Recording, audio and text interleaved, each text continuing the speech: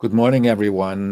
Today is the 31st of October, 2024, 9 o'clock in the morning, right ahead of Halloween, which is probably a good day to do some more work and teaching-related work. I'm very, very happy to introduce Lukas Faymann and Hande Özkayagan Prändl to you, both of them working at the department, both of them related to a teaching format that we want to talk about today, which is the art law clinic, which is, in my view at least, a very innovative and interesting way to teach law students, but also art students, and to bring them into some kind of communication. Welcome, Lukas. I know that you are in Australia at the moment, so it's afternoon there at the moment. Thank you, therefore, for being here. Welcome, Hande. Thank you for making yourself available quite early in the morning. It's great to have you here. Lukas, let's start with you, because you were one of those who innovated this in Vienna a little time ago. What is the Art Law Clinic, or what was it when you started with it? The Art Law Clinic as it is today, I think, is quite an interesting teaching format that we tried to develop early on already. We will have our 3-year anniversary already next semester. So we were founded in early 2022. Basically also a little bit with the inspiration of one of our earliest partners, the Art Law Clinic at the University of Münster, and Professor Hande, who is running a similar project. And our idea for the Art Law Clinic was basically to work with a group of dedicated students that is particularly interested in art law, and provide first-level legal support, pro bono, of course, for young artists and art students. Yeah? And I think since then we've grown already a lot. I think it's a very student-driven project, because we tried to really keep the students on board after finishing the course load, and trying to build a little bit of a community there that is not only purely legal, but also it has quite a strong interest in art and also like a little bit of a club or society, maybe. Mm-hmm. And how is it today, Hande? What did you do out of this by today? Yeah, I can also inform you that because we just in two weeks ago we recently finished our crash course. So to also give our listeners an idea as to how we structured the course and the teaching that comes with it so far, is that we have a 1 week long crash course with our students, where we try to cover. Of course, we cannot be very exhaustive, but we try to touch upon different art law related topics, from fundamental rights to, of course, very importantly, intellectual property law to contract law. And we sort of dive into these topics with them for a week long, where we also do a few mock cases to sort of introduce to them what they should expect when they're interacting with an art student or an artist when they ask questions to us. So that's pretty much how the structure goes. And then afterwards, whenever we have cases, then we assign it to our students, and under our supervision, the supervision of the lecturers of our course, we dive into them. Then they, of course, do their own research, and then they contact the artists. They have like meetings with them to try to understand what exactly they're trying to ask, because it's sometimes like they might not be familiar with the legal jargon, and we sort of help them, take them by the hand to try to understand what the legal question that they're trying to ask us. So this is all rather interactive, and we are there to support them along the way. That's how the structure has been so far, and that's pretty much at the very moment in the semester where we are standing. Mm-hmm. And the typical client, because in quotation marks, because it's not a regular legal consultancy relation that we are establishing here. However, the typical client is an art student, or who is the audience mainly on the other side. Yes, exactly. So we are mainly targeting art students, and we do have some institutional contacts with the Angewandte, for example, the Universität für angewandte Kunst, University of Applied Arts here in Vienna, already early on, where basically the institution also spreads the word a little bit about the Art Law Clinic. We are trying also to establish contacts with artist collectives and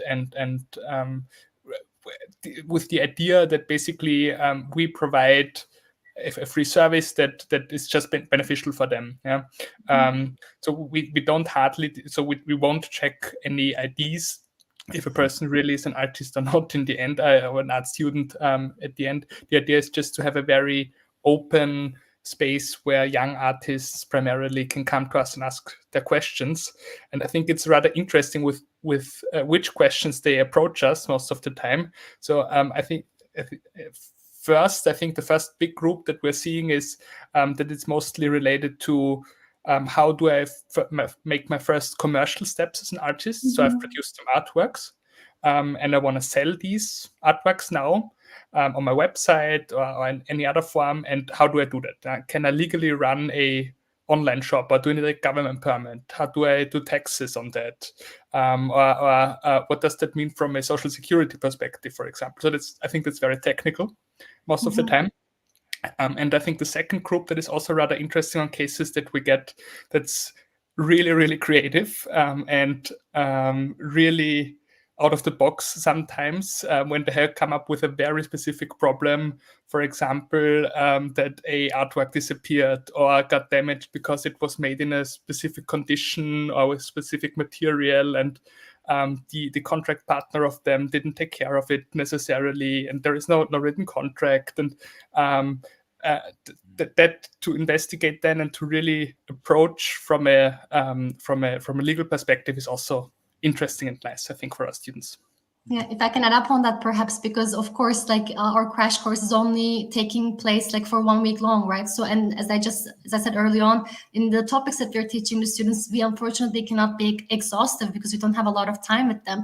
But then with the examples that we have received so far, you see like the multiplicity, like the existence of different angles that it comes into play, that an artist is creating their artwork or trying to sell it or trying to like get into a contract with a museum or a gallery to promote it, to again sell it through those channels. So of course these things like these different structures and the legal problems that might come with it, it's something that we cannot always like offer relevant knowledge on in the courses. But that's also, I suppose, the beauty of the clinic work, because we try to establish, like build a base with our students, after which that they can build upon, and they do their own research or do their own inquisition to try to dig into the core of the problem, and again help the artists. And it can be tricky, especially, of course, if the questions that we get tricky, that require a bit of thinking, that we always are in contact with our students to help them along the way. But I also find that's a very fascinating aspect of the clinic work, I must say, that it requires you to look at questions from many different angles. Yeah. So the typical student coming from the law school and starting with the law clinic, I would presume, does not necessarily have any pre-qualification in IP law, for example, or in social security law or whatever it is. So the first probably important challenge then is to teach them how to educate themselves, right? Yeah, absolutely. And I think that's what we're also trying to communicate at the beginning of the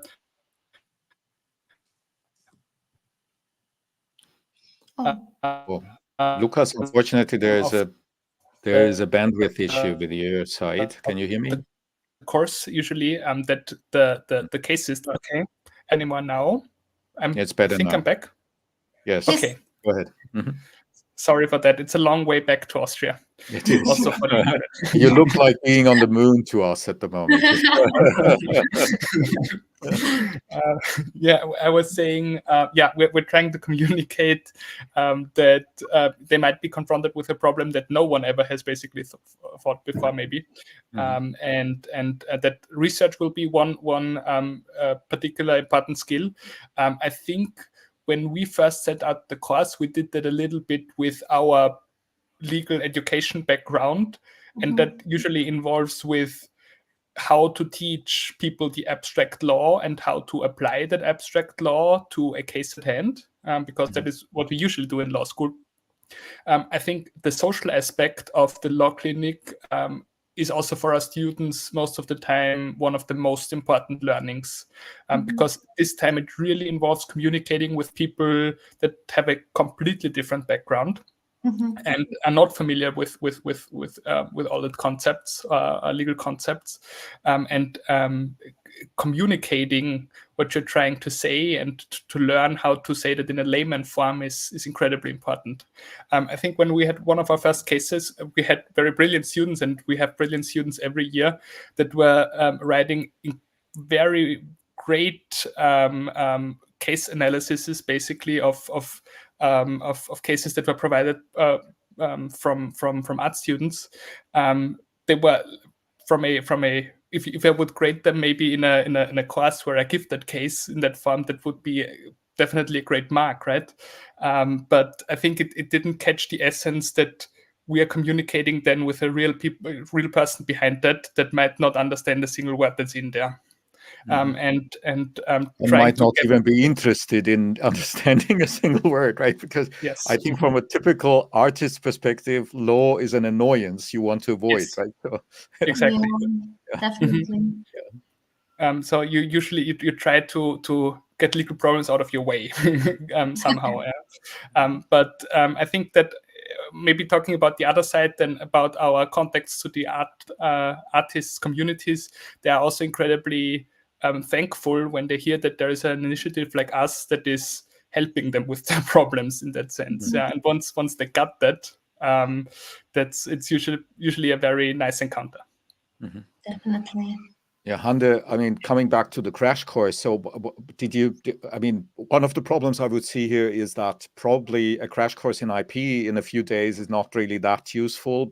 And in particular, if you then add on all other aspects that might be of relevance, you end up in a very, very tricky situation because you can't cover everything and you can't go into depth. So how are you dealing with this? What are you prioritizing? Yes, exactly. We have decided as like what to prioritize depending on, of course, like depending on our competencies, like and our research fields at the department. I think that was one of the leading one of the things that led us as we were structuring the course. IP is a field that we are heavily focusing on at the department. So of course, and that has high relevance for the artistic field. And also judging from our past experience, we do receive a lot of questions, especially about copyright law, for instance. And that sort of naturally, I would say, paved the way for us to at least try to focus on that. But also contract law, as Lukas was also mentioning early on, it's a very, very important field that we need to focus on and try to give at least some basics to the students to like, this is again, we keep on repeating, but that we cannot be exhaustive. But as Lukas was also mentioning, it's just a sort of perhaps light a light bulb in the student's head as to, okay, how they need to think, where they need to look, like how they can start structure their approach. So even though, yes, like we need to prioritize which topics that we are choosing, this is sort of to give them inspiration as to how they need to be approaching a certain topic, any topic really. But that's like due to this topical relevance, let me put it that way, especially of intellectual property law, that was naturally how we structured our crash course, I would say. Mm-hmm. And when you get feedback from the law students, let's start with the law students and then with the art students to continue. When you get feedback from the law students, what is the feedback about? What did they like? What did they not like that much? Shall I go ahead, perhaps, Lukas? Go ahead, yeah. Mm-hmm. Yes, we really do appreciate feedback, because in the end, this is like an initiative that is run by us, like the people working at the department, but also like in the long run, it's a very student-run initiative too. And without our students, of course, the clinic cannot function well, because we really are reliant on them to be able to consult any artists and art students that might come to us. So far, I would say the feedback is really very nice, because of course, as a clinic, we try to be the art students, like our students, the law students link to the art world, so to say. I remember also talking with our students in our first session this semester, and I was like asking them to introduce themselves, and you see like how they're sort of hungry to be sort of introduced to another field outside of law, or to have some sort of an interaction and to find this intersection with law with another field that they're very much interested in, like being the artistic sector. And I think the fact that we as a clinic can provide that, and also like trying to structure our course like being focused on that is very like interesting to the students, and that's indeed the good positive feedback that we get in this line. Perhaps a bit more, of course, negative feedback, and Lukas, please do add on to this, as you were involved more from the beginning, unlike me. But we have rather big irregularities with the number of cases that we get. We don't always get a lot of cases at a certain time. It really depends on when the artists and art students really need our support. So of course, that means that like our structure is a bit more atypical compared to a normal course, because the idea of the crash course is that once they do the course itself, then they get assigned cases. So we expect them and we ask them kindly to be also flexible and to accommodate us and the structure and the workflow of the clinic too. And that, of course, may not always work sometimes with the students because it's not like a typical course or a seminar. So that sometimes can present itself as a bit of a challenge every now and then to us as course organizers too. But we try to find ways to work around that as well. So at least that's my perspective. But yeah, Lukas, but that's in my view also very important learning, because this is probably not how it looks in a traditional seminar, but it's very much how it looks when you are out there and you have your law firm, right? You can't really know whether there will be anybody showing up tomorrow, or whether there will be 1 or 3 or 300 people coming, right? Yeah. So there is a lot of uncertainty in this profession, in particular for attorneys, obviously, and that is in my view also an important learning for the students to see this, right? How flexible one needs to be here. Yeah. Totally, yeah. And I think we do come up with compensation mechanisms for that. For example, when we do not have the cases at the right time, I would say, so out of the exam weeks, for example, that people can write, for example, blog posts, can then dive into a specific art law related question. That is also nice. So we try to find also alternative to-dos for our students when it shouldn't work out as it's supposed to be. But I think that is also definitely a learning that a lot of legal work is unplannable, not plannable on a long run, and there will always be some cases showing up randomly, maybe. Yeah. Mm-hmm. And when it comes to feedback from the artists or the art students, what is the average feedback about? I think, let's go ahead. Yeah. I think there are definitely a lot of students who are art students that are incredibly thankful that when they're struggling with a more particular, more specific legal problem, that there is someone they can actually go to. And sometimes it's just nice and just great to actually have someone who listens to your problems then. So there are definitely a lot of art students who give us great feedback alone for the initiative and alone for the effort that we're trying to put in. Yeah. I think there's maybe also, because I mean we also want to be transparent on maybe our shortcomings. There are maybe also some art students that we don't manage to catch because we are not as good as we want to be in communicating easily with them, for example. Yeah. But I think from my impression, or at least from the workshops that we give, or the main exchanges we have, there's definitely a big majority that is very happy that there is someone like us and our students that approach them and be there for them.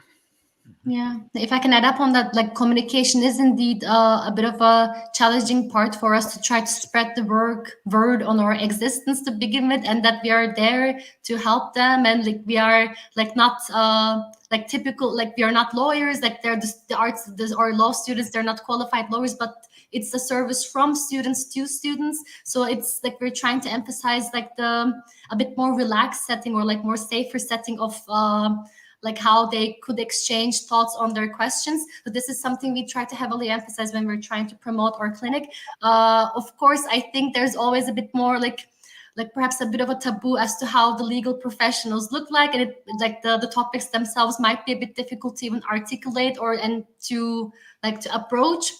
So I get the hesitancy sometimes, like from the art students' side, to even take a step to start asking their questions, or to find the people to ask. That's why we really try to, like in many different channels, try to spread the word. And I remember each encounter with like either artist collectives, or encounters with individual artists, it's always in a really, really very nice and comfortable setting, because in the end, it's also very interesting for us to try to see how it works for them in practice, because also specifically at the department, or when we're learning during our legal education, things are always at a very theoretical level. So it's also, that's again one of the beautiful sides of the clinic, that we get a glimpse into how things work in practice. So this is something that we really appreciate. That's why we try to create the setting like that, that is as comfortable as for them as possible, and that we emphasize that it's really, we're there to help them, not create problems for them,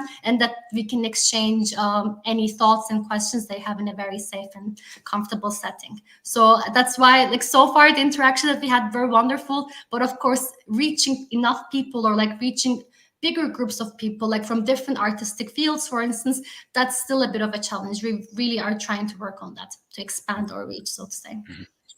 I mean, this idea to work with people who come from a different background than just law is something we have been doing at the department from the very beginning. For example, very intensely with computer scientists in particular. Do you think that or could you report that one of the outcomes of what you are doing there is that lawyers or law students and artists tend to understand each other better after that? So at least some of the prejudices that lawyers are boring or annoying, or that artists don't do their homework, or whatever there might be, that those things disappear a little bit, and that students communicate more easily or more conveniently to them? Does that work, or is it just that the art students come there as a client, they get their remark that they don't like, and then they disappear again, and one doesn't see each other ever again? Or what is the outcome? I think the outcome is definitely that we fight some stereotypes here, and that's, I think that is from a social level at least very nice. And by doing that, we do. I think that the best interactions when it comes to that is when we do give our workshops. So we have had a couple of workshops already where we explained in artist collections, for example, what to take care of or what to think of when maybe starting out and trying to sell your art the first time. I called it very colloquially how to not get legally screwed 101. And I think that shows, I think, in the end, people tell us that they were very hesitant to come there because they were not interested in getting a law lecture in that sense. But usually we get the feedback that that really helped, and also like reducing the barrier to actually come then up with a specific problem after having already established that you're on their side, basically. That helps a lot. Yeah, and if I can add up on that, I think the hesitancy, at least from my observation, is more on perhaps the art students and artists' side, because law is a very intimidating, or can be a very intimidating topic to deal with. Because when I look at my student group, like not only just this semester, but previous semesters too, we have students who are either like one way or another involved in arts itself, like either they practice it somehow, or we had a lot of students, for instance, this semester who on the side study art history, or previously also like just a lot of students who are interested in arts in general and want to make that connection. So I would say from our student side, there is not much prejudice, because rather on the contrary, they're really dying to establish that connection. That, I mean, I really could see the high demand from it, at least from the student side. And that's why the idea to them is so appealing, that they, through this clinic and through the course, that they get to establish contacts with artists and like art students to try to hear them out better, to see how they are conducting their every like day-to-day practice. So that's why, and if we like every time we manage to indeed break the prejudice or hesitancies from the artists or art student side, then that's a sign to us that we are doing a good job here, in my opinion. Definitely. I think that the students that we have in our course, the law students, most of them, they have maybe a background or a very particular specific interest in art already. So I think that needs less convincing on that side, or less reducing of prejudices on that side, maybe. Definitely, yeah. Yeah, I also have the impression that some of the law students we have are very interesting characters also when it comes to their ways they express themselves. So they do have above average competences in this, I would say, right? Clearly, yeah. Let me ask you, from my perspective, a final question, both of you, which is, would you, and that goes to both of you being ex-students and now, but also with some teaching experience with different university backgrounds. Do you think that this concept could be extended or should be extended to other areas of the law? And because let me share with you, when I studied, which is very, very long time ago, the idea of a legal clinic was not really common. I mean, it was hardly known, and I think there was a single one, if there was any, in Vienna. But the idea is, in my view, a little bit spreading in the last 30 years or so. And my question would be now, but however, let me just say, however, some of the more traditional legal scholars are of the opinion that one can do this in rather bizarre areas of the law, such as art law, but never ever with civil law or administrative law, whatever. So my question to you would be whether you think that you or your students think that that concept could be extended also to other areas of the law and perhaps to more traditional ways of legal education as well. I think first and foremost, it's definitely useful because I think we teach students can gain skills that are extremely important, whether they become a lawyer or not afterwards. But just working in a legal field in any form, that's definitely useful. I think it doesn't necessarily go well in our current structure how we teach or probably also examine law very well. And I totally think that you mean Vienna, or you mean Austria? Vienna or what is or we in this? Austria or Germany, or But if you compare this with Australia, I would be very interested to hear what you say about your experiences at the moment in Australia. Whether because as far as I know, the teaching style is quite different, right? Yeah. Maybe like generally in the American English-speaking countries, I have probably a better overview what's going on in the US. When I did my exchange semester there, that's often used as a form of remedy against in the criminal law cases. So there are a lot of law clinics that deal with having a look into cases that were wrongful convictions, maybe, and trying to also get someone out of prison, basically, and definitely change someone else's life hugely.